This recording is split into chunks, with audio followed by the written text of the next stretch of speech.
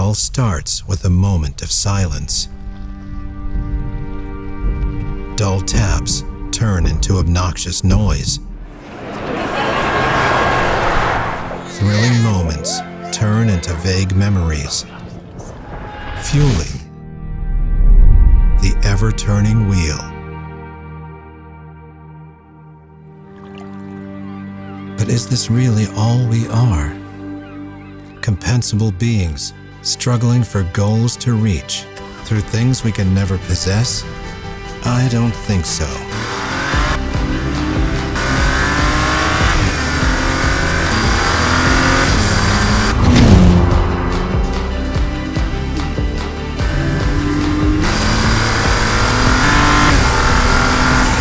It's about the stories you witness, like moments frozen in time that nobody can touch.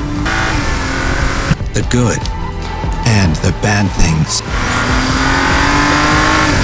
Those seconds of freedom that make you feel alive and remember who you truly are.